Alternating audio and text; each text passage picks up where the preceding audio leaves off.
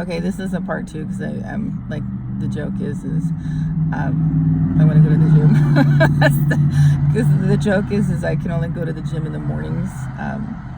The joke is in the special needs community that we can only find time to like run and do things. So besides dealing with court, which I have to go back in October, which hopefully it'll end, I have to go and to like run to the gym whenever I can and read messages on my phone as I talk to you guys. But the one thing that I wanted to do as I get to know people is the second part is a stay away order. And when after mediation, when you remove a restraining order, they ask you, obviously when you win, like I did, they say, well, what do you want to do? The mediator say, well, what can we do to make this work for everybody? And of course by then you're pissed off and it's like, well, I can't strangle anybody. And so they ask you, well, how about a stay away order? And what that means is, and they ask how, basically it's they say, well, it's a we can't get along order. None of us can act like adults, which obviously we can, but some people cannot. And it's really sad because it means that adults are acting like they're 15 years old. I'm just going to say it in layman terms. And basically it's an agreement that you will not talk to them in social media. You're going to ignore them. You're not going to call them. You're not going to harass them. You're not going to go by their house. But it's not going to be recognized by the authorities. It's just a civil binding contract with the court. But it's not going to show. So it's not going to hurt you legally, like getting a job or things like that. In essence, to me, because in my family, we do have the concept of shunning. So what I would compare it to is the essence of shunning. And they asked me how long I wanted, and they said 2 years. I said, bitch, do it 5.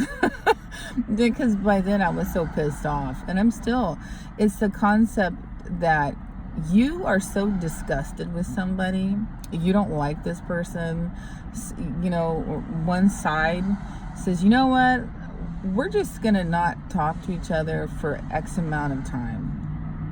And it's sad though to me that when it reaches that point, because you shouldn't have to. These are two adults that can't get along, and it doesn't look good. It might sound good, but it doesn't, because people should be able to communicate, or they should agree to disagree. But when you're in front of a judge saying that you have to sign a stay away order, that means there's something wrong with two people. And in my case, it was two other people that, like I said, had filed a false one because they were being childish and they were trying to manipulate a situation. Now, it's going to help me later on, but the reality is it shouldn't have come to that.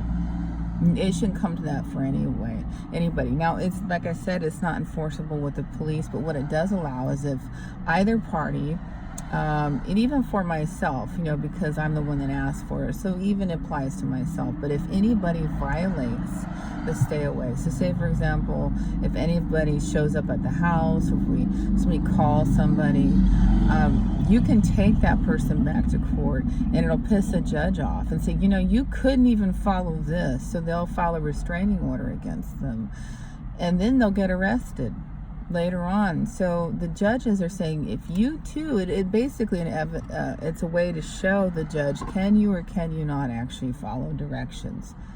Because if a person really is, in essence, doing what you said the first time when you were in court, it's going to show up. They're going to do it again, because some people cannot follow instructions. And this will last for 5 years. So if they screw up one time in 5 years, they'll come back. You can bring them back, and then you can put a restraining order. If they do it again, you can get them arrested. So 5 years, this is a long time. And that's for both parties. Now, me, I've been shunning people. Yeah, him. These two people. But one particular person for 4 years, I could give a damn. I wish these people the best life possible, and that's genuine. I really want these particular parties to have a wonderful life. I just want to live my own, like you guys. When you move on for somebody, you wish them the best. Please go live your life, be successful, make some money, please. Let me live my life. That's normal. You want somebody to be healthy, happy, and just move on. That's what you want. But that's what's good about a stay away, is if, from how it was explained to me, because I'm like you guys, I'm just an ordinary person when it comes to that. I'm not exactly, legally trained here, but that's how it was explained to me, and I had to pay for that to be explained to me. So if I can save somebody a couple bucks, but If it were me, if you can hire a lawyer, hire one. But like I said, if you see my other video that explains a restraining order, in order to get a stay away order, you do have to go to court for a restraining order, and usually you will talk to a mediator in order to get the stay away order. So that's how it works. So it's like a two-step process. But like I said, what's good about a stay away order is that you can ask for 2 years, 4 years, and I asked for 5. So basically, it's like, can we get a long card? And if you screw it up, you're going to come back and you're going to piss the judge off. So most people, I think, can abide by it. But those that really are stalkers, or those that really are high conflict personalities, cannot do it. They just cannot do it. They're going to break it. The judges know it. They're like, you're not going to follow it. We already know it. You're going to screw it up. And so basically, it's just a way to know that, yeah, we know you're going to be back. So it sucks that you have to do it, but it's a good thing for both sides, because you're hoping to be positive, and you're hoping that they will do it, but they won't. So, but it is something to think about when you're in there. So for those of you that are watching, ask for a stay away order. If you can't get a restraining order, that is something to negotiate, is a stay away order.